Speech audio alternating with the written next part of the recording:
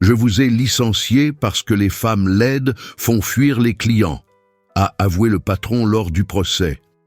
Maître Sophie Renaud lève l'enveloppe Kraft de ses mains fermes. Le juge Hinault l'autorise d'un signe de tête. Elle en sort 3 photographies et les pose sur le bureau. Le silence dans le prétoire est absolu. Le juge regarde les images. Son expression change complètement. Julien Dubois blêmit sur sa chaise. Chloé retient son souffle. Personne ne s'attendait à cela. La climatisation de la salle d'audience vrombit trop fort. Une odeur de bois ciré se mêle à des parfums coûteux et à une sueur nerveuse.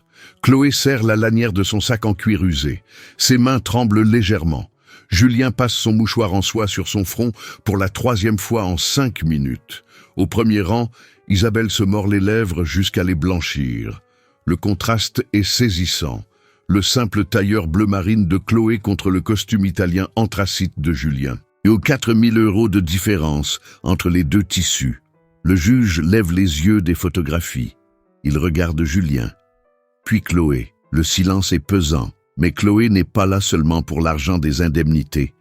Cela n'a jamais vraiment compté. Elle est là parce que cette phrase que Julien a prononcée a détruit quelque chose qu'elle avait mis des années à reconstruire. Les décombres d'un mariage qui l'avait déjà brisé une fois. Restait à savoir, que contenaient exactement ces 3 photographies qui ont fait fermer les yeux au juge pendant 3 longues secondes. Isabelle se tord discrètement les doigts, au 2e rang. Elle aussi a subi les humiliations de Julien, mais n'a jamais eu le courage de porter plainte. Elle a besoin de cet emploi.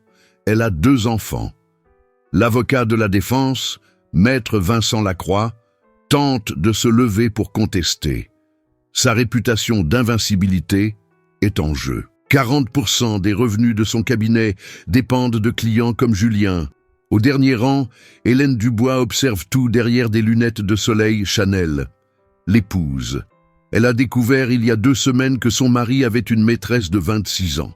Mais cette histoire n'a pas commencé ce matin d'octobre au tribunal. Elle a commencé 9 mois plus tôt, lorsque Chloé Lambert a reçu un email de licenciement à 18h47, un vendredi soir, sans préavis, sans discussion. 6 ans et demi de dévouement absolu, terminé en 4 paragraphes froids. Il y avait 3 couches dans cette histoire que personne ne connaissait entièrement. Le licenciement que tout le monde a vu. Le motif réel que peu de gens connaissaient, et la vérité que personne n'imaginait sur Julien Dubois. Pour comprendre comment Chloé est arrivée dans ce tribunal, vous devez connaître 3 histoires. L'histoire du contrat d'1 million d'euros qu'elle a décroché seule 9 mois auparavant. L'histoire de la phrase brutale que Julien a dite devant 12 témoins. Et l'histoire de la découverte que Sophie a faite sur la vie privée de cet homme 3 semaines avant le procès. Tout a commencé lors d'un après-midi ordinaire de janvier dans le cabinet d'expertise comptable le plus prestigieux de la défense où Chloé venait de conclure le plus gros contrat de l'histoire de l'entreprise. Dites-moi dans les commentaires depuis quelle ville vous regardez. Je lis tout le monde et je tiens à vous répondre avec attention. Et laissez votre like, cela m'aide énormément. 9 mois avant le procès, Chloé se réveille à 5h30 du matin. Elle s'est toujours réveillée à cette heure. Sa routine de soins prend 20 minutes. Eau tiède, savon neutre, tonique, sérum, crème hydratante, protection solaire. Geste mécanique appris à 40 ans, lorsqu'elle a décidé qu'elle méritait qu'on prenne soin d'elle. L'appartement loué de 45 mètres carrés dans le 17e arrondissement est petit, mais c'est le sien, juste à elle. De longs cheveux bruns attachés en chignon. Des yeux noisettes qui évitent les miroirs trop longtemps. 1,65 m. Un corps avec des formes qu'elle porte avec droiture, même lorsque sa voix intérieure murmure qu'elle devrait être différente. Au cabinet Dubois, un associé, Chloé est connue comme la plus dévouée. Peut-être la seule vraiment dévouée. Elle arrive avant tout le monde. Part après la plupart. 6 ans et demi de loyauté inébranlable. Un perfectionnisme qui frise l'obsession. Des tableurs impeccables, des rapports sans une seule erreur, des clients qui appellent en demandant spécifiquement à lui parler. Mais il y a un défaut que tout le monde remarque. Chloé ne sait pas dire non. Elle accepte des demandes impossibles. Travaille le week-end sans se plaindre. Reste jusqu'à minuit pour réviser des documents que d'autres ont bâclés. Silencieuse, compétente, invisible. Son mariage avec Pierre a duré 12 ans. Les 6 premiers mois ont été bons. Puis sont venues les critiques. Petite au début. Tu sors comme ça pour le dîner, puis plus grande. Tu es en train de grossir, puis cruelle. Aucun homme ne voudrait de toi. Je te rends service en restant avec toi. Pierre était avocat. Il savait utiliser les mots comme des armes.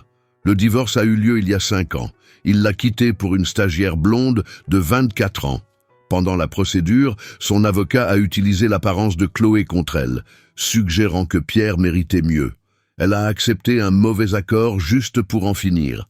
Depuis, il y a des murs émotionnels qui empêchent quiconque de s'approcher suffisamment pour la blesser à nouveau. Le carnet rouge est dans le tiroir de sa table de chevet. À l'intérieur, 147 pages de plans. Rêve impossible, ouvrir son propre cabinet de conseil comptable, spécialisé dans les petites entreprises, les femmes entrepreneurs, des gens qui ont besoin d'aide, pas des gens qui s'affichent. Depuis 3 ans, elle y note des idées, des noms possibles, des stratégies marketing, des prévisionnels financiers. Sur son compte épargne, 25 000 € économisés en 6 ans. Chaque centime gardé au prix de sacrifice. Le dîner, c'est des pâtes à la sauce tomate. Les vêtements proviennent des soldes. Mais le rêve grandit, mois après mois, dépôt après dépôt. Janvier, soirée de networking pour comptables à l'hôtel The Peninsula Paris. Chloé déteste ces événements. Des gens beaux feignant de l'intérêt pour des conversations vides. Elle arrive en retard, trébuche à l'entrée du salon. Le plateau de canapé s'échappe des mains de la serveuse. Fromage et petits fours volent. Chloé se baisse pour aider à ramasser. Tout le monde regarde. Personne n'aide. Sauf une femme en blazer rouge avec un sourire sincère. Ces événements sont un cauchemar, n'est-ce pas? Sa voix est chaude, sans jugement. Venez, allons prendre un vrai verre de vin. C'est ainsi que Chloé rencontre Maître Sophie Renaud, avocate en droit du travail, 39 ans, spécialisée dans les cas de discrimination. Elle s'échappe au bar de l'hôtel, discute pendant 2 heures. Rien. Pour la première fois depuis des années, Chloé ne se sent pas déplacée. La conversation est fluide. Sophie l'interroge sur son travail. Chloé raconte 6 ans et demi au même endroit. Sophie hausse un sourcil. Vous devez être très valorisé. Chloé rit sans humour. Je suis bonne dans ce que je fais, mais on ne me voit pas. Pause. Sophie penche la tête. Invisible ou arrangeante? La question prend Chloé au dépourvu. Comment ça? Sophie boit une gorgée de vin. Les femmes compétentes et discrètes sont parfaites pour certains patrons. Elles font le gros du travail, ne demandent pas d'augmentation, ne causent pas de problème, ne menacent pas les égos fragiles. Chloé n'y avait jamais pensé ainsi. Votre travail a un prix, vous avez de la valeur, ne laissez personne l'oublier. À la fin de la soirée, Sophie lui tend une carte de visite. Papier crème. Lettre dorée en relief. Si un jour vous avez besoin de moi, appelez. Promis? Chloé garde la carte dans son portefeuille, entre des billets de 10 € et sa carte d'identité. Promis. Elle n'imagine pas que dans 9 mois, cette carte sera la seule chose entre elle et le désespoir complet. Que cette femme au blazer rouge et au sourire ferme deviendra la seule personne prête à se battre à ses côtés quand tous les autres lui tourneront le dos. Le cabinet Dubois & Associés occupe le 18e étage d'une tour de verre à la Défense. Sol en marbre travertin importé d'Italie. Mur de verre du sol au plafond, vue imprenable sur Paris.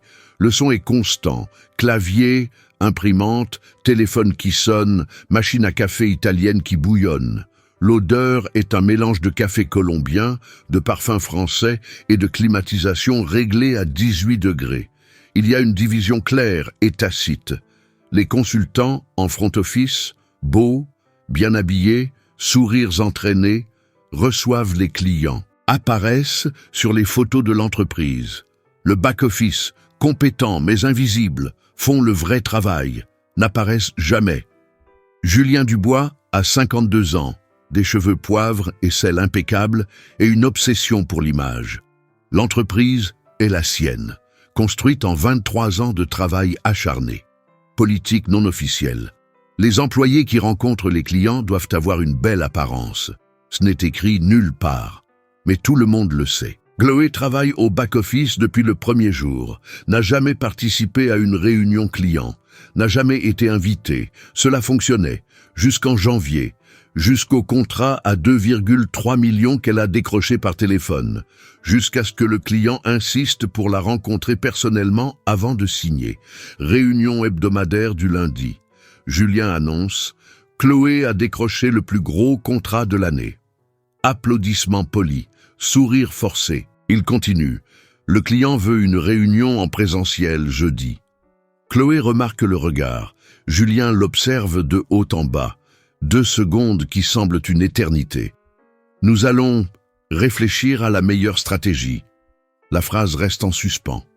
Chloé ne comprend pas. Elle est enthousiaste. Elle sera enfin vue, reconnue, valorisée. Elle ignore le nœud dans son estomac. Cet après-midi-là, Julien l'appelle dans son bureau. Porte fermée. Il ne lui demande pas de s'asseoir. Beau travail pour le contrat. Pause. Mais ce client est sensible. Il l'observe à nouveau. Chloé sent le poids du regard. Le client est traditionnel, conservateur. L'image de l'entreprise compte. Il suggère que Léo, le consultant junior, participe à la réunion, la dirige techniquement. Chloé sent quelque chose se briser. Mais c'est moi qui ai développé tout le projet. J'en connais chaque détail. Julien soupire. Je ne remets pas en question votre compétence. J'ai juste besoin que vous me fassiez confiance. Elle veut crier, exiger des explications, mais la voix de son ex-mari résonne. Tu compliques toujours tout. Salle de pause vide, à l'heure du déjeuner. Chloé réchauffe sa gamelle de riz et poulet. Isabelle entre, s'assoit à côté d'elle sans permission. « Tu devrais te plaindre aux RH. » Chloé force un sourire. « Ce n'est rien. Julien est juste prudent. » Isabelle secoue la tête. « Chloé, tu ne vois vraiment pas ?» Le micro-ondes sonne. Conversation interrompue. Cet après-midi-là, Chloé travaille jusqu'à 21h, peaufine la présentation, ajoute des graphiques, vérifie les virgules. Si le travail est impeccable, Julien n'aura pas le choix. Il devra la mettre dans la réunion. Elle croit encore que la compétence suffit, que l'effort est récompensé, que la loyauté compte. Elle ne sait pas qu'elle a déjà perdu avant même de se battre. C'est précisément cette loyauté aveugle, ce besoin désespéré de prouver sa valeur, qui conduira Chloé, 3 jours plus tard, à prendre la décision la plus dangereuse de sa vie. Remettre en question Julien Dubois devant le client le plus important de l'entreprise. Dites-moi dans les commentaires depuis quelle ville vous regardez. Je lis tout le monde et je tiens à vous répondre avec attention. Et laissez votre like, cela m'aide énormément. Jeudi, 9h15 du matin. La salle de réunion est prête. Verres en cristal, eau gazeuse, café expresso. Chloé arrive 15 minutes en avance. Elle apporte le dossier complet. 240 pages d'analyse, de projection, de simulation fiscale. Elle a passé 3 nuits à finaliser chaque détail. Elle porte le blazer bleu marine qu'elle a acheté spécialement pour les occasions importantes. Cheveux détachés pour la première fois au bureau. Maquillage léger. Posture droite. Elle est prête. Le client arrive à 9h30. Monsieur Étienne Blanchard, propriétaire d'une chaîne de pharmacie, 62 ans, conservateur comme Julien l'avait dit. Julien l'accueille avec une poignée de main ferme. Présente Léo.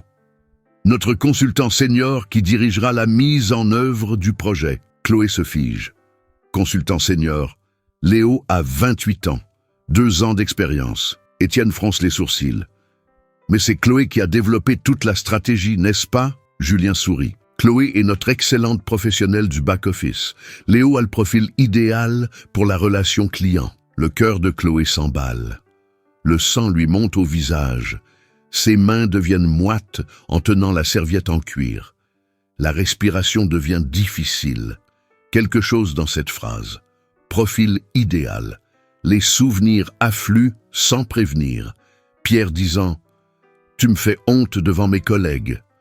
Pierre se moquant d'elle lors d'un dîner d'affaires. Pierre présentant la stagiaire blonde comme la nouvelle pièce maîtresse de l'équipe, alors que Chloé était assise à côté de lui. Petite, invisible, jetable, Mais quelque chose est différent aujourd'hui. Quelque chose en elle qui se fissurait depuis des mois finit par se briser. Sa voix sort, ferme. Avec tout le respect que je vous dois, ce projet est le mien. Silence. Tout le monde la regarde. Julien ferme brièvement les yeux. Chloé, nous pourrons en parler plus tard. Elle ne recule pas, pour la première fois en 6 ans et demi. Non, nous devons en parler maintenant. Ce contrat représente 9 mois de travail. Mon travail. Étienne observe, tendu. Léo s'enfonce dans son fauteuil. Chloé sent son cœur exploser dans sa poitrine. Qu'est-ce qu'elle est en train de faire? Elle va être virée, renvoyée sur le champ. 6 ans et demi jetés à la poubelle. 25 000 € ne suffisent pas pour survivre en cherchant un nouvel emploi. Personne n'embauche de femmes de 43 ans qui poursuivent leur patron. Pierre avait raison. Elle est problématique, dramatique, excessive. Mais alors elle se souvient. Elle se souvient de la carte dans son portefeuille. De Sophie disant « Votre travail a de la valeur ». Et pour la première fois depuis son divorce, elle choisit de croire que oui, qu'il en a. Elle ouvre le dossier, commence à parler. Données, chiffres, projections. Chaque virgule de ce projet est passée entre ses mains. Étienne écoute attentivement, pose des questions. Elle répond avec une précision chirurgicale. Le vieil entrepreneur se penche en avant, impressionné. Julien est rouge, mâchoire serrée. Mais il ne peut pas l'interrompre devant le client. 15 minutes plus tard, Étienne frappe sur la table. « Je veux que Chloé dirige ce projet, sinon je ne signe pas. » La réunion se termine. Étienne repart satisfait.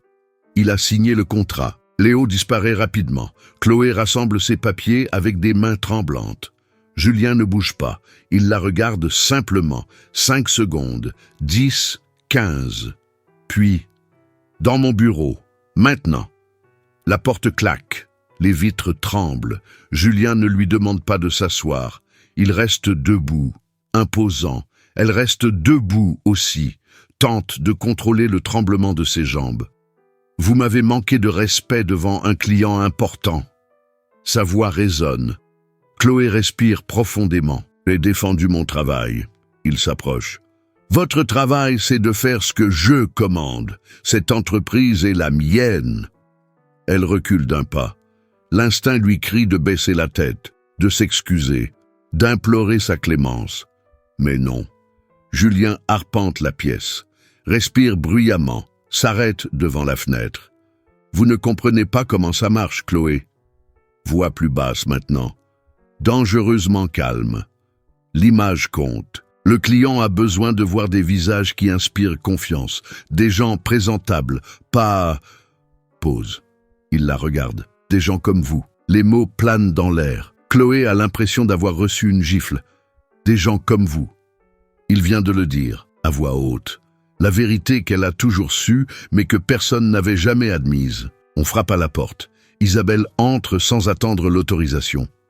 Julien, le client de Total, est au téléphone. Mensonge. Isabelle a tout entendu de l'extérieur. Elle fait un signe discret à Chloé. Enregistre ça. Julien la congédie d'un geste impatient.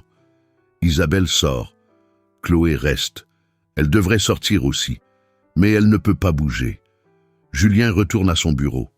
« Vous êtes dispensé pour le reste de la journée. Rentrez chez vous.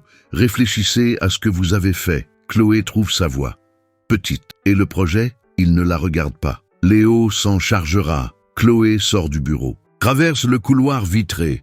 12 paires d'yeux se détournent rapidement. Tout le monde a entendu. Bureau en open space, mur transparent. Aucun secret ne survit ici. Elle prend son sac. Ses mains tremblent tellement qu'elle fait tomber ses clés 2 fois. Isabelle la rattrape dans l'ascenseur. « Tu dois le poursuivre en justice. » Chloé secoue la tête. « Je ne peux pas. J'ai besoin de cet emploi. » L'ascenseur s'ouvre. Isabelle retient la porte. « Tu n'as plus cet emploi. » Pas après aujourd'hui. Le week-end est long. Chloé ne sort pas de l'appartement, ne répond pas au téléphone, fait des recherches sur son ordinateur portable. Discrimination à l'apparence. Découvre la loi. La France a une législation stricte contre cela. Il existe des précédents judiciaires, des entreprises condamnées. Mais attaquer en justice signifie la guerre, signifie s'exposer. signifie ne plus jamais travailler dans le secteur. Elle relit la carte de Sophie 100 fois, n'appelle pas. Vendredi, 18h47. Chloé est sur son canapé à regarder une série. L'email arrive. Objet, rupture de contrat, effet immédiat. Elle le lit une fois, 2, 3. Ce n'est pas possible. Motif invoqué, comportement inapproprié et insubordination. Sans préavis, sans discussion. 6 ans et demi. 2373 nuits à travailler tard. 582 week-ends à répondre à des emails. 141 contrats décrochés. Tout réduit à 3 paragraphes. Rompu, jeté, effacé. Lundi matin. Chloé se réveille à 5h30. Enfile le même tailleur bleu marine. Va au bureau. La réceptionniste l'arrête à l'entrée. Vous ne travaillez plus ici. Chloé insiste. Je dois parler au RH. La sécurité est appelée. Elle attend 20 minutes. Finalement, on la conduit dans une salle de réunion. Julien est là. La responsable des RH aussi. Anaïs, 51 ans. A toujours été gentille avec Chloé. Chloé pose son téléphone sur la table. Enregistreur activé, dissimulé. Quel est le véritable motif de mon licenciement? Julien soupire d'impatience. Nous l'avons déjà expliqué par email. Elle insiste. Je veux l'entendre de vous, personnellement.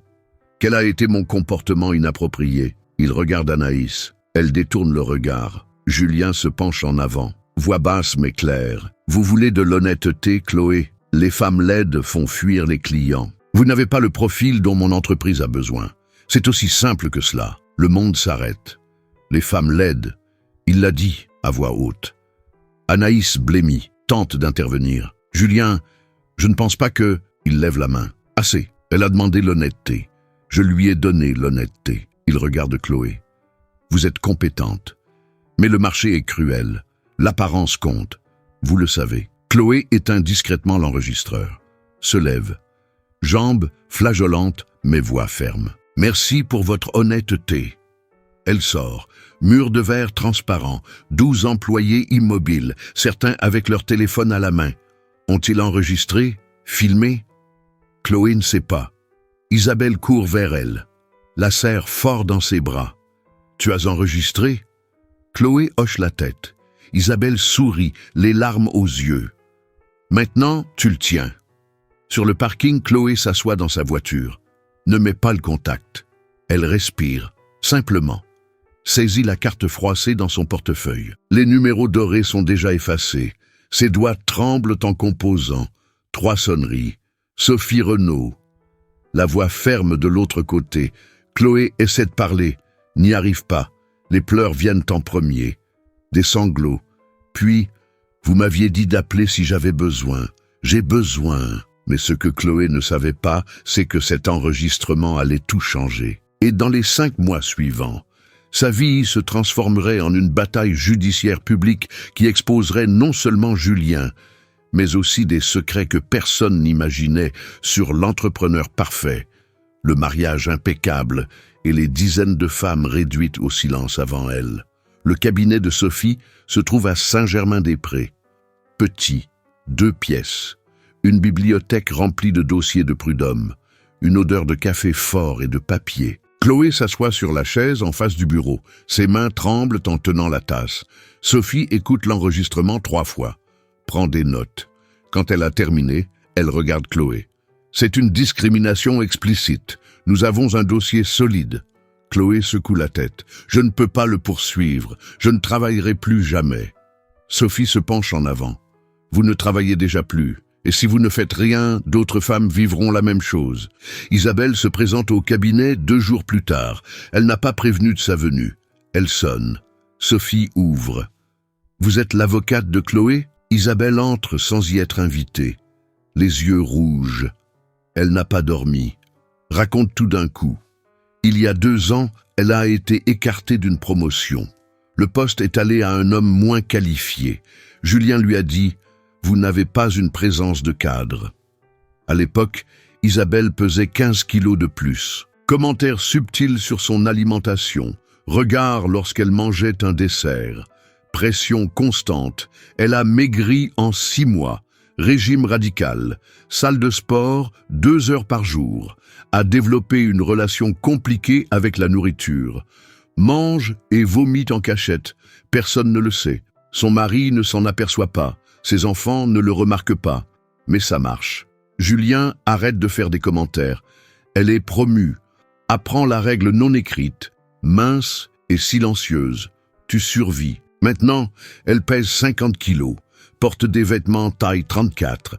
Cheveux toujours bruchés. Maquillage impeccable. Le prix à payer pour rester. Sophie lui demande si elle témoignerait. Isabelle hésite. Elle travaille toujours dans l'entreprise. Son mari est au chômage depuis 8 mois. 2 enfants en école privée. Un crédit de 2000 € chaque mois. Elle ne peut pas perdre son emploi. Mais elle ne peut pas non plus dormir en sachant que Chloé se bat seule. Puis-je témoigner anonymement ? Sophie refuse. La procédure est publique. Isabelle pleure. Dilemme impossible. La justice contre la survie. Sophie lui touche le bras. Réfléchissez. Quand vous serez prête, je suis là. Chloé quitte le cabinet de Sophie ce jour-là, décidée à ne pas porter plainte. Retourne à son appartement. Allume son ordinateur. Met à jour son CV. L'envoie à 50 entreprises en 3 jours. 0 réponse. 1 semaine plus tard, 3 entretiens. Tout se commence bien, jusqu'à ce qu'on lui demande « Pourquoi avez-vous quitté votre emploi précédent ?» Elle hésite, raconte une version atténuée. Les recruteurs cherchent son nom. Internet n'oublie pas. Des vidéos ont circulé. Vous êtes celle qui... Les entretiens se terminent rapidement. Personne ne la rappelle. Sophie organise un café. Chloé arrive. Défaite. Cerne profond. A perdu 3 kilos en 2 semaines. N'arrive pas à manger. Sophie attend qu'elle s'assoie. Je dois te dire quelque chose. Ouvre un dossier. Ton mariage avec Pierre. J'ai fait des recherches sur la procédure. Chloé se fige. Pourquoi ? Sophie pousse les documents. Son avocat a utilisé une stratégie spécifique. Il a remis en question ta stabilité émotionnelle basée sur ton apparence. Il existe une jurisprudence là-dessus. C'est un abus de procédure. Les mots n'ont pas de sens immédiat. Chloé lit les documents. Requête de l'avocat de Pierre. La requérante présente un historique d'insécurité et d'instabilité émotionnelle lié à l'image de soi. Ils ont utilisé son insécurité contre elle. Pendant 12 ans, Pierre l'a détruite. Lors du divorce, il a monétisé cette destruction. Chloé a la nausée. J'aurais pu contester ça, Sophie acquiesce. Si tu avais eu un avocat compétent. La colère monte lentement, puis rapidement, puis de manière incontrôlable. Nous venons à croire que le problème venait d'elle, qu'elle avait tort, qu'elle méritait moins. Pierre ne l'a pas détruite par amour, il l'a détruite stratégiquement, pour que le divorce soit moins cher. Julien a fait pareil, l'a brisée pour la licencier sans résistance, un schéma, un système. Chloé regarde Sophie, je veux l'attaquer. Julien Dubois a une histoire. Sophie le découvre en faisant des recherches. Fils d'un entrepreneur en faillite. Le père a tout perdu dans les années 90. La mère a subi les jugements cruels de la haute société parisienne. Julien avait 12 ans lorsqu'ils ont déménagé du 16e arrondissement à Créteil. De l'école privée à l'école publique. Les amis ont disparu. Les traumatismes de classe laissent des traces. Il a bâti son empire à 29 ans. Premier bureau, une pièce louée de 15 mètres carrés. Aujourd'hui, 18 étages de prestige. L'obsession de l'image vient de là. Ne plus jamais être le garçon pauvre. Le bureau doit briller. Les employés doivent paraître performants. Les clients doivent voir l'excellence. L'apparence, c'est du marketing. Julien ne se voit pas comme un méchant. Il se voit comme une victime qui a gagné. Il a épousé Hélène quand elle avait 23 ans. Mannequin, couverture de magazine, un trophée. La preuve qu'il était arrivé au sommet. Les enfants étudient en Suisse, fréquentent les cercles qu'il n'a jamais fréquentés enfant. Sophie tente de comprendre ses motivations. Parle à d'anciens employés. Beaucoup disent « Julien est juste avec ceux qui correspondent aux standards, paie bien, offre des avantages. » Mais il y a une ligne invisible. Ceux qui la franchissent disparaissent. licenciement stratégique, transactions avec clause de confidentialité, les femmes de plus de 40 ans, les personnes handicapées, les employés hors des standards esthétiques, tous finalement remplacés. Un ancien manager raconte « Julien croit sincèrement que l'apparence influence les affaires, et des études le prouvent. Les belles personnes vendent plus, sont promues plus rapidement, gagnent des salaires plus élevés. Julien n'a fait qu'adapter son entreprise à la cruelle réalité du marché. Il n'a pas inventé les règles, il joue simplement mieux. Il dort tranquille, la conscience claire. Les affaires sont les affaires. Rien de personnel. L'enregistrement fuite. Chloé ne sait pas comment. Peut-être Isabelle, peut-être un autre employé. Fichier audio sur Twitter, la voix de Julien cristalline. Les femmes laides font fuir les clients. 2 millions de vues en 48 heures. Hashtag en tendance, une justice pour Chloé. Les journaux appellent. Les magazines demandent une interview. Une émission de télévision la veut en direct. L'entreprise Dubois & Associés est bombardée. Avis négatifs sur Google. 1 étoile. Les clients menacent de rompre leur contrat. Les employés craignent des licenciements massifs. Julien engage une agence de communication de crise, communiqué officiel, audio sorti de son contexte, engagement envers la diversité. Personne n'y croit. Les commentaires en ligne se divisent. Une moitié soutient Chloé. Machisme structurel. Son courage. L'autre moitié attaque. Mais elle n'est vraiment pas belle. Ouin de celles qui n'acceptent pas la réalité. La beauté compte. Oui, les influenceurs donnent leur avis. Les youtubeurs font des vidéos. L'affaire devient plus virale que prévu. Pierre donne une interview. L'ex-mari. Chaîne d'information. Chloé a toujours été compliquée, dramatique, victimisante. Jette de l'huile sur le feu. Sophie regarde, furieuse. Appelle Chloé. Ne lis pas les commentaires, ne regarde rien. Chloé a déjà tout lu. Estime de soi à nouveau en lambeaux. Les avocats de Julien trouvent une faille. Le contrat de travail de Chloé. Clause dans l'annexe 3. L'employé s'engage à maintenir une présentation personnelle conforme aux standards de l'entreprise. Terme vague. Signé il y a 6 ans. Chloé ne s'en souvenait même pas. Maître Vincent Lacroix, l'avocat de la défense, l'utilise. Conclusion. Licenciement légitime basé sur une violation contractuelle. Sophie lit les conclusions. Réelle inquiétude. Un juge conservateur pourrait accepter l'argument. Affaire classée avant de commencer. Appelle Chloé. Julien a proposé un accord. 50 000 €. Clause de confidentialité. Montant élevé. Couvre les dettes. Reste de quoi recommencer. Mais cela signifie se taire. Signifie qu'il gagne. Chloé est au chômage depuis 3 mois. CV grillé, loyer en retard, compte dans le rouge. Elle réfléchit toute la nuit. 50 000. Ses économies ont mis 6 ans à atteindre 25 000. Cette somme change une vie. Mais elle ne change pas la réalité. La prochaine femme sera aussi licenciée. La prochaine aussi se taira. Le cycle continue. Chloé appelle Sophie à 6 heures du matin. Je refuse l'accord. Jeudi après-midi. Sophie reçoit un email inattendu. Expéditeur anonyme. Objet. Information sur Julien Dubois. Pièce jointe. Un tableur Excel. Une liste d'employés. 17 noms. Licenciés entre 2019 et 2024. Âge. 38 à 54 ans. Motifs invoqués. Divers. Schéma. Toutes hors des standards esthétiques conventionnels. Certaines ont accepté des accords. Clause de confidentialité. D'autres ont simplement disparu. Sophie appelle chacune d'entre elles. 11 répondent. 8 confirment la discrimination. 5 ont peur de parler. 3 acceptent de témoigner. L'une d'elles, Hélène, licenciée il y a 4 ans, a pris 20 kilos après un traitement contre le cancer. Julien l'a renvoyée 2 mois après sa sortie de l'hôpital. Motif, restructuration. Elle a accepté un accord. 10 000 €. Silence pendant 4 ans. Maintenant, elle veut parler. Sophie travaille 70 heures cette semaine-là. Monte un dossier solide. Schéma systématique. Ce n'est pas un cas isolé. C'est une politique d'entreprise. Le parquet manifeste son intérêt.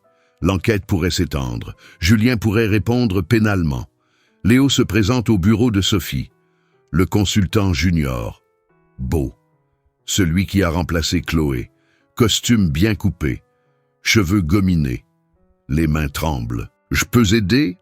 Sophie se méfie. « Pourquoi ?» Léo s'assoit. « À vous. » Promu 3 fois en 2 ans, 0 qualification technique. A toujours su que c'était pour son apparence. Les clients louaient son sourire. Julien augmentait son salaire. La culpabilité a grandi. Il a vu Chloé être humiliée, n'a rien fait, a accepté sa promotion. S'est tue quand elle a été licenciée. Maintenant, il ne peut plus se regarder dans le miroir.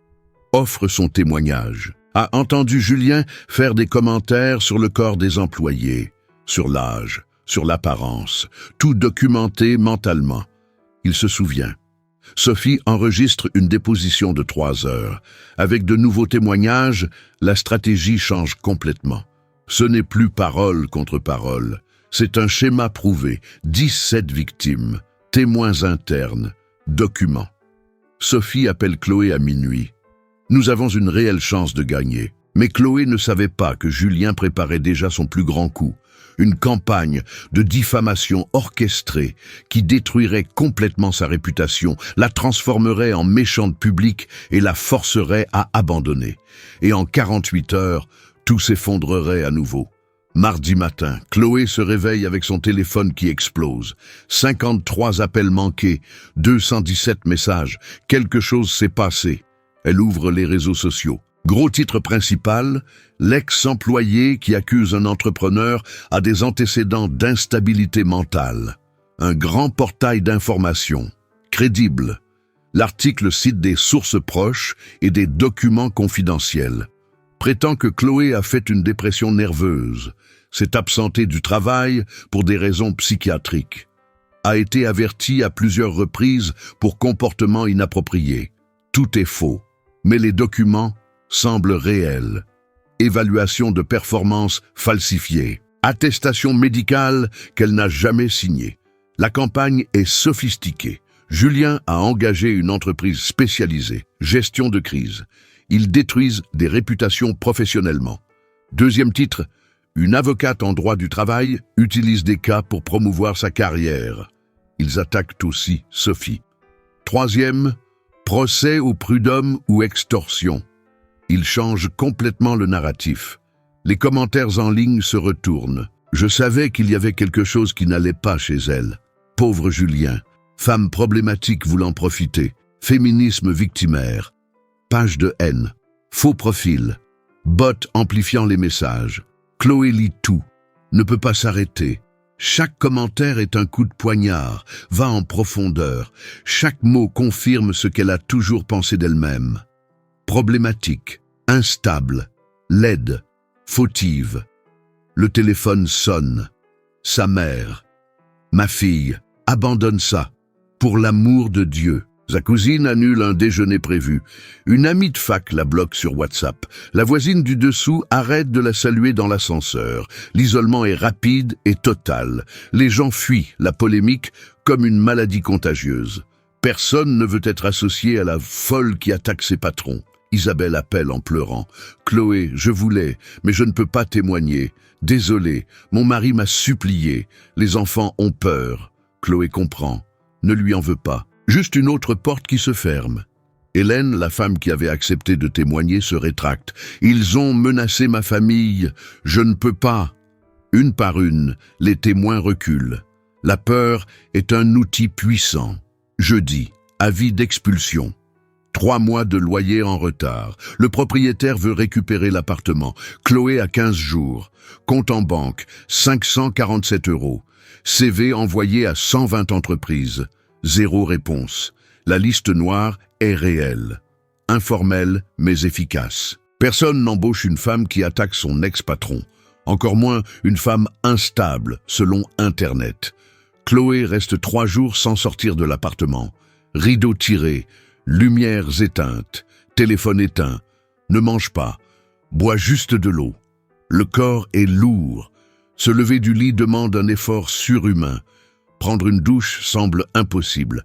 Elle regarde le plafond. Des heures. Les pensées tournent en spirale descendante. Pourquoi se battre? Julien a de l'argent infini, de meilleurs avocats, du pouvoir, de l'influence. Elle a quoi? Un enregistrement qui peut être contesté, des témoins qui ont fui, une réputation détruite. Le miroir de la salle de bain reflète une cruelle vérité. 43 ans, cernes profond, cheveux non lavés depuis 4 jours, peau terne, un corps qui n'a jamais été suffisant. Elle voit la femme que Pierre décrivait, la femme que Julien a licenciée. Laide, problématique, jetable. Les larmes viennent, ne s'arrêtent pas. Sanglots violents qui font mal à la poitrine, les genoux cèdent. Elle glisse le long du mur de la salle de bain jusqu'à s'asseoir sur le sol froid. Serre ses genoux, se balance d'avant en arrière. La voix intérieure est implacable. Tu l'as toujours su. Tu as toujours su que tu n'étais pas suffisante. Pierre avait raison, Julien avait raison, c'est toi le problème. Ça l'a toujours été. La compétence n'importe pas quand tu es comme ça. Laide, vieille, indésirable. Pourquoi attaquer?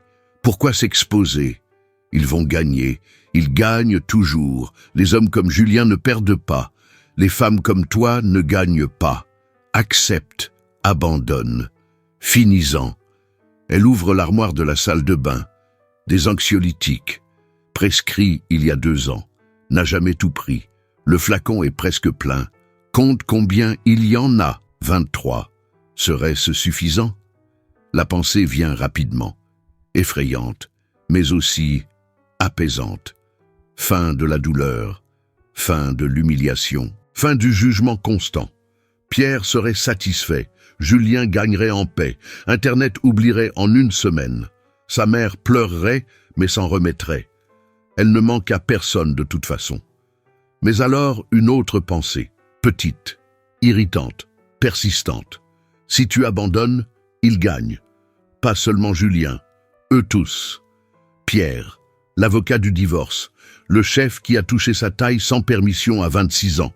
Le professeur qui disait que les femmes n'étaient pas bonnes avec les chiffres. Le père qui préférait son frère. Tous les hommes qui ont regardé à travers toi comme si tu étais invisible. Si tu abandonnes, tu prouves qu'ils avaient raison. Tu prouves que tu n'as jamais rien valu. Chloé lâche le flacon, les mains tremblent.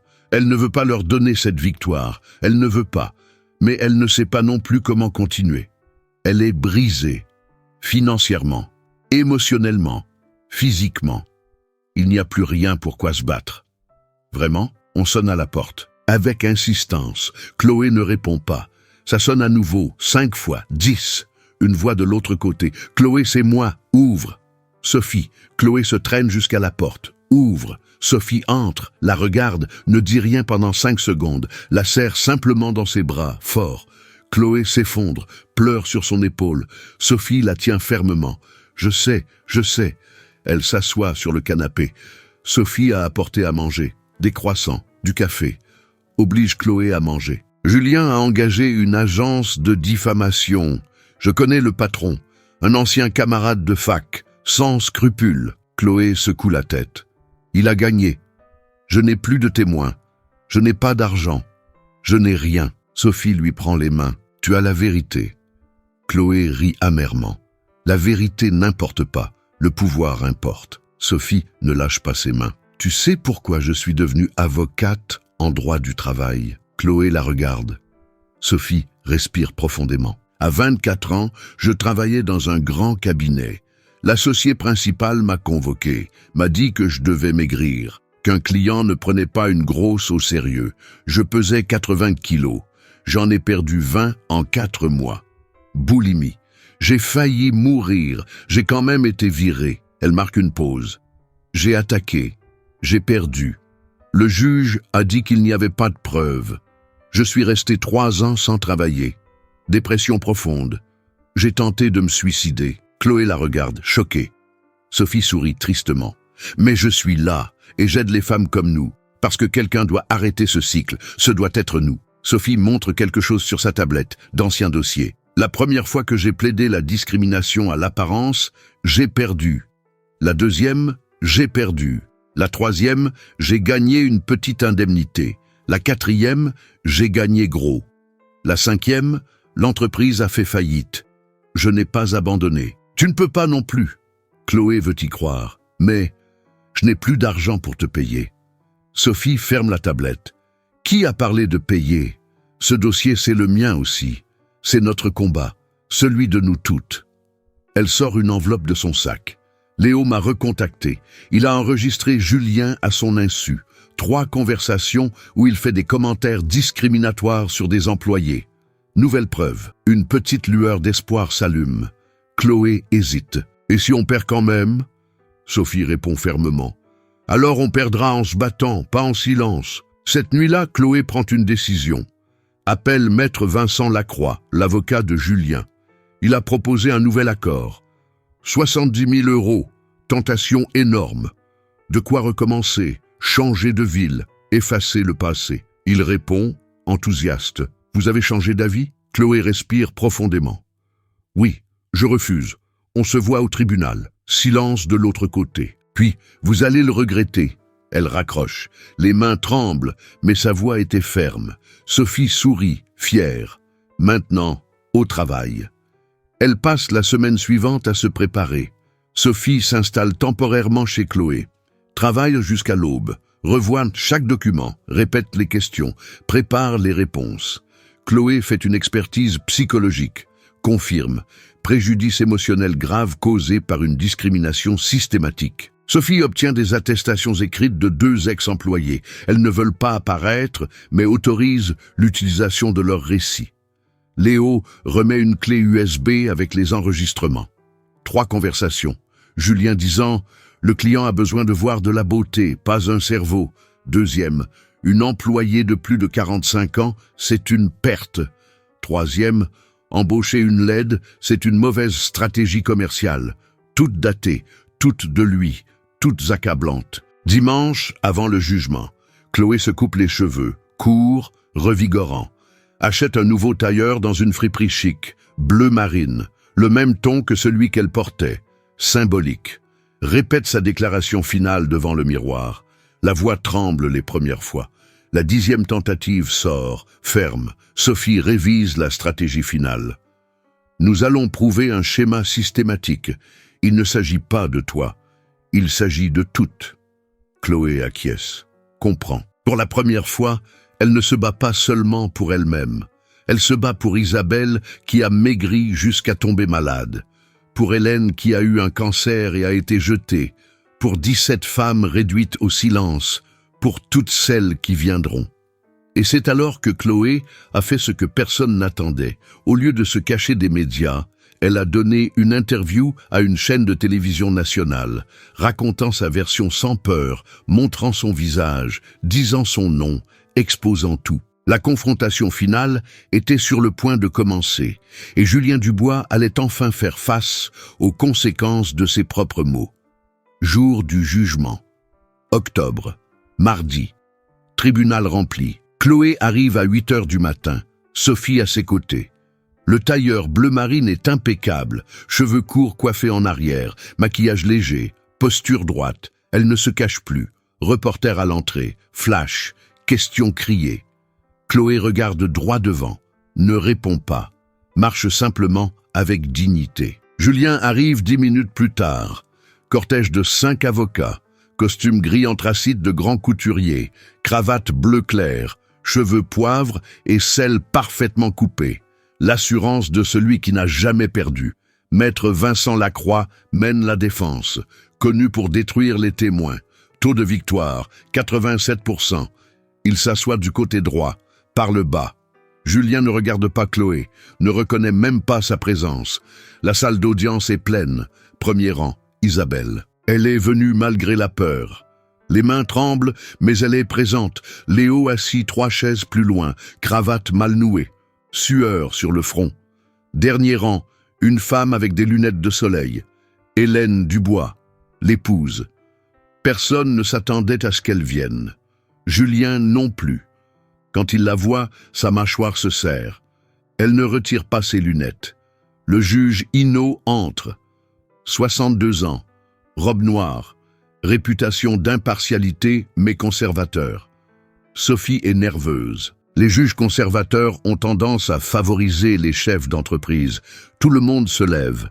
Il s'assoit. Le marteau frappe. L'audience est ouverte. Silence absolu.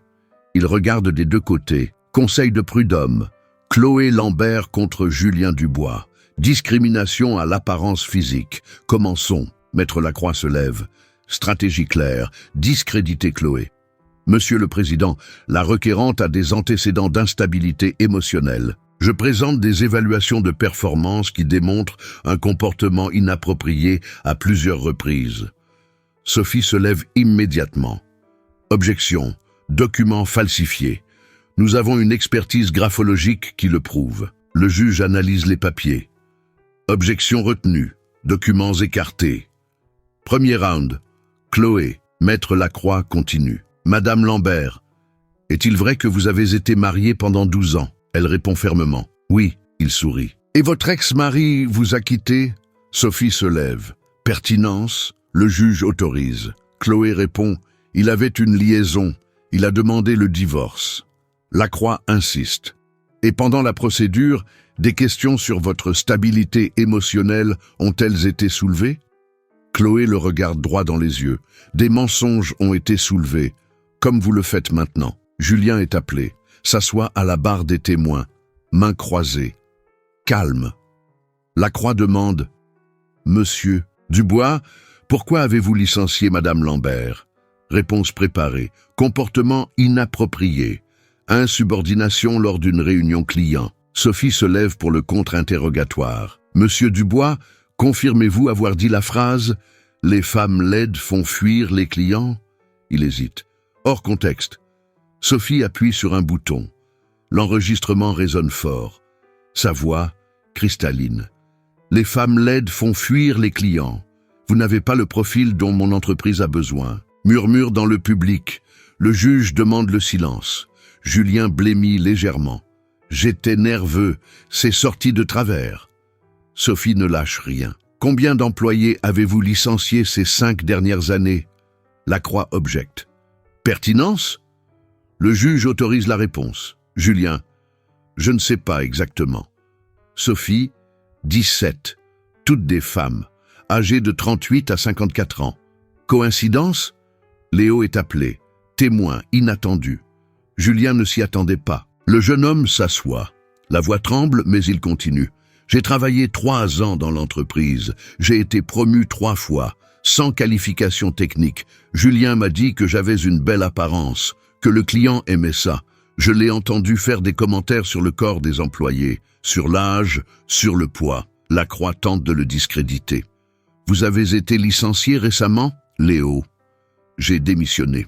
Je ne pouvais plus vivre avec cette injustice. Sophie présente les enregistrements de Léo. 3 conversations. Julien parlant des employés.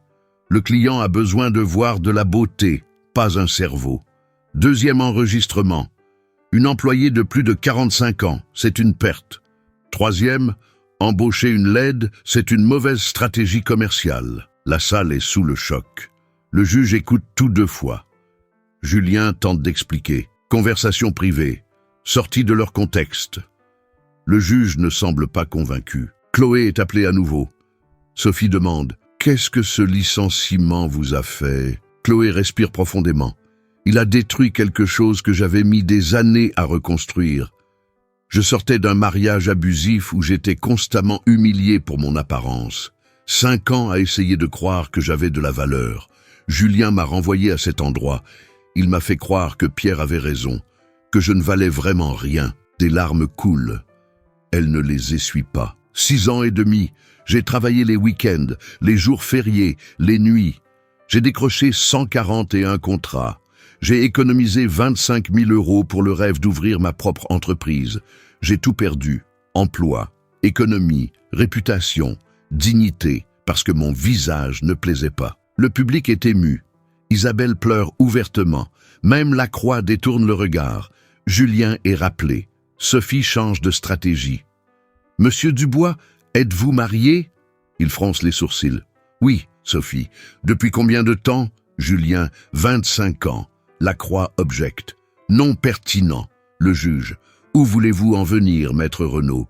Elle répond « Au cœur du problème, Monsieur le Président, au schéma de comportement du défendeur. » Sophie saisit l'enveloppe Kraft, le mouvement qui ouvre ce procès. « Monsieur le Président, je demande la permission de présenter une preuve cruciale. » Le juge l'autorise d'un signe de tête. Elle sort 3 photographies, les tend au juge. Il regarde, son expression change complètement. Julien blêmit sur sa chaise. Chloé retient son souffle. Personne ne comprend encore. Sophie explique.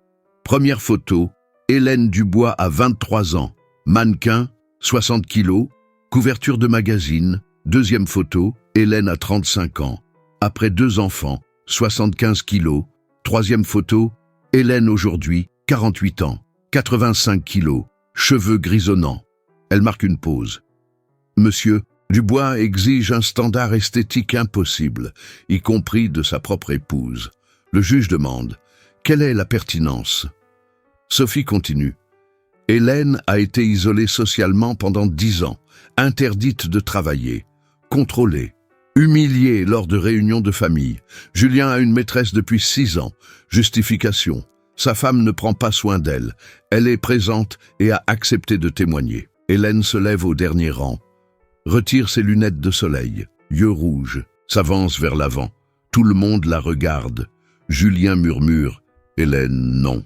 Elle l'ignore. S'assoit à la barre des témoins. Voix ferme. « J'ai vécu 25 ans comme un objet de décoration. Tant que j'étais mince et belle, j'avais de la valeur. Quand j'ai vieilli, je suis devenu un problème. Il m'a enfermé à la maison, m'a dit que je lui faisais honte. Chloé n'est pas la seule victime. Je suis une victime depuis des décennies. » Julien est blanc.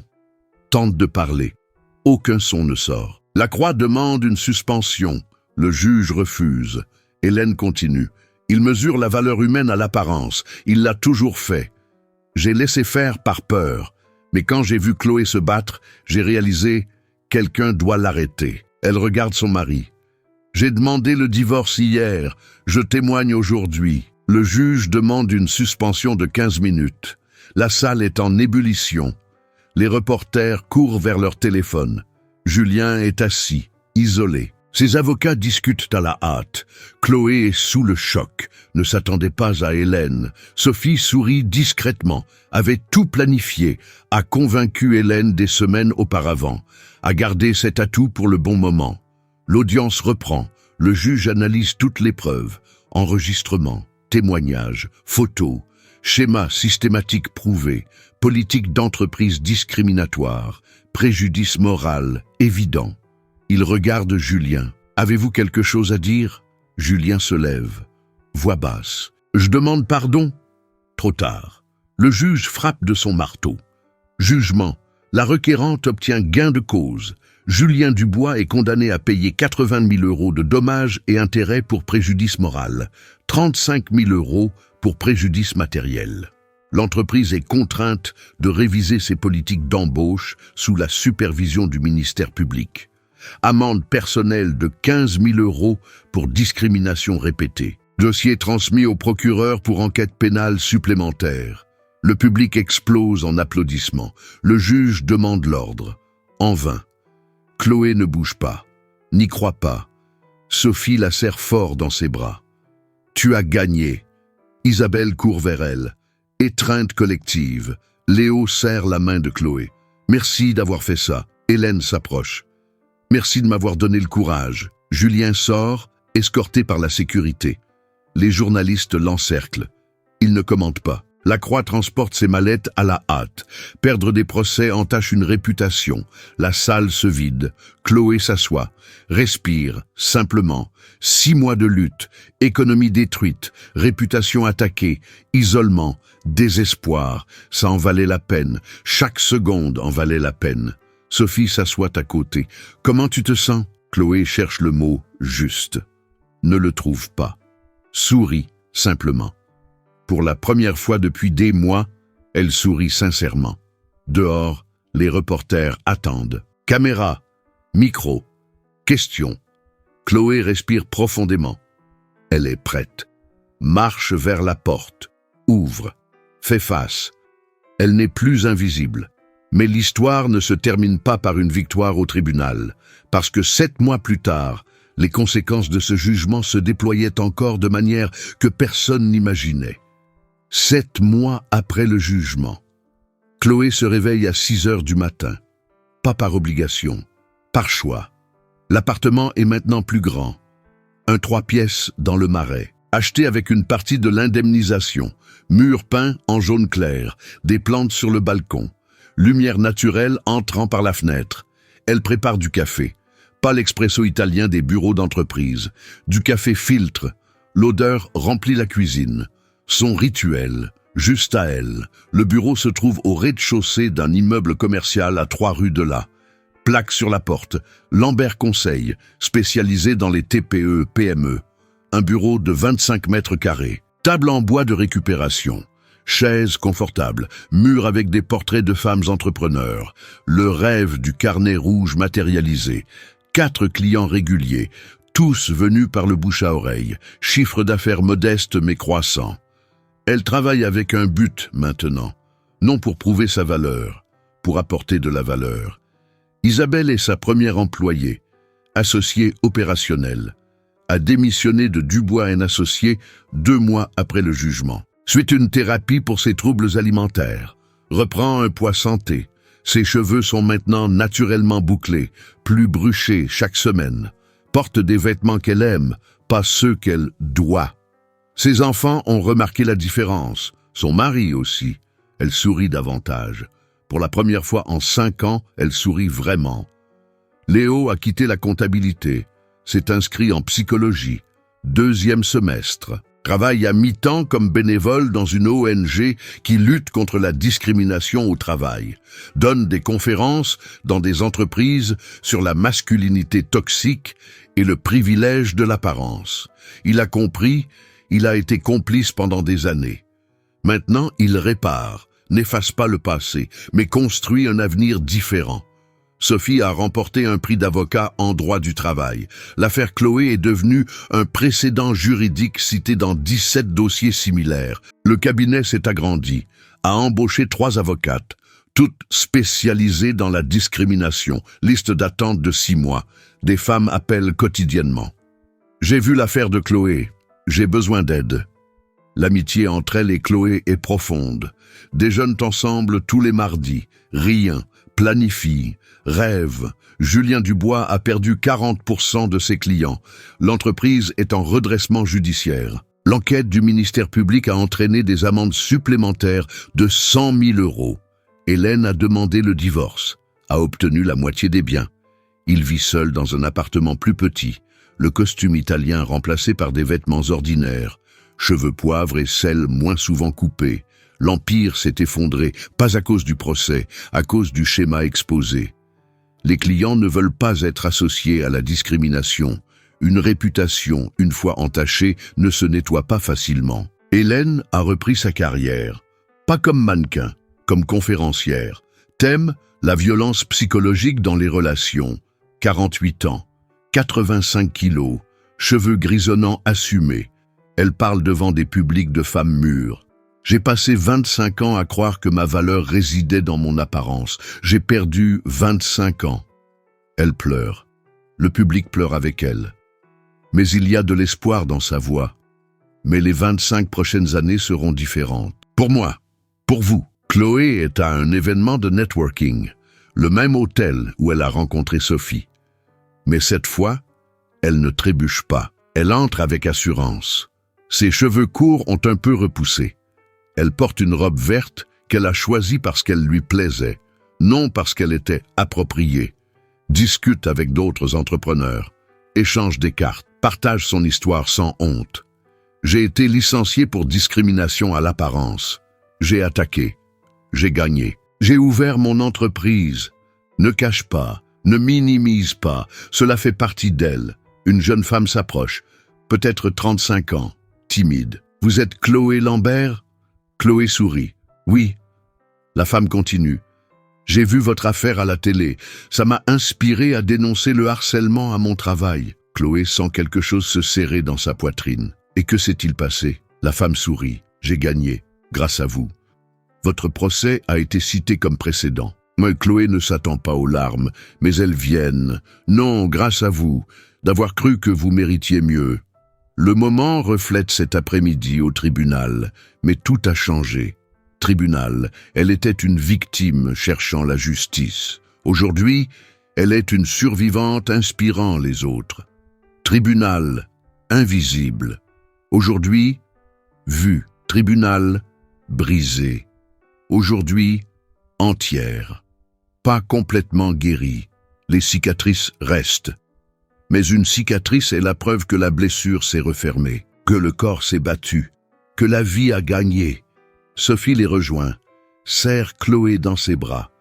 Réunion client demain? Chloé acquiesce. 9 heures. Elle rit. Complicité de celles qui ont lutté ensemble et gagné ensemble. La jeune femme demande « Comment avez-vous trouvé le courage ?» Chloé réfléchit. Réponse honnête « Je ne l'ai pas trouvé. Je suis juste arrivée à un point où la peur de rester silencieuse était plus grande que la peur de parler. Combien d'entre nous se sont déjà sentis invisibles? Combien ont été jugés sur leur apparence plutôt que sur leur capacité?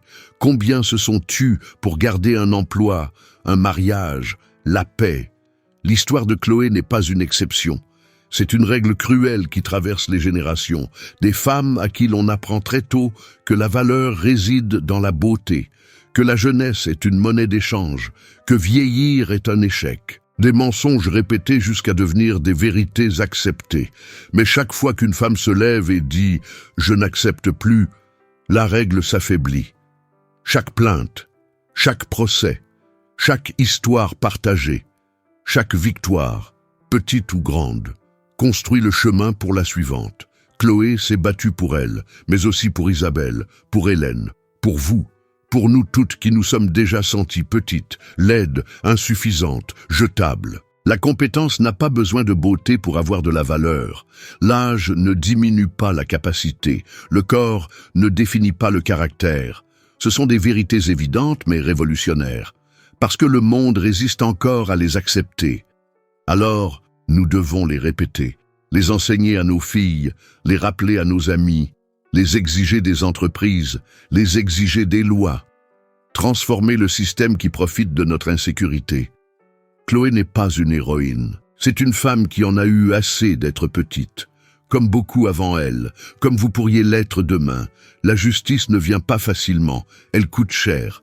Avec un prix émotionnel, financier, social, mais elle vient. Et quand elle vient, elle ne transforme pas seulement celle qui s'est battue. Elle transforme toutes celles qui l'entourent. Et vous êtes-vous déjà senti invisible au travail? Avez-vous déjà été jugé sur votre apparence plutôt que sur votre compétence? Vous êtes-vous tu alors que vous auriez dû crier? Avez-vous déjà accepté moins que ce que vous méritiez parce que quelqu'un vous a convaincu que c'était le maximum que vous pouviez obtenir? Partagez votre expérience dans les commentaires. Vos mots sont peut-être exactement ce qu'une autre femme de 50, 60, 70 ans a besoin d'entendre aujourd'hui pour trouver le courage de ne pas accepter des miettes quand elle mérite un banquet. Votre histoire compte. Votre voix a du pouvoir. Abonnez-vous à la chaîne. Laissez un like pour que l'algorithme montre cette histoire à plus de femmes. La semaine prochaine, l'histoire d'une entrepreneur qui a découvert la trahison de son associé à 62 ans et a reconstruit un empire à partir de zéro. Rappelez-vous, vous n'êtes jamais trop vieille pour recommencer. Il n'est jamais trop tard pour vous valoriser. À bientôt.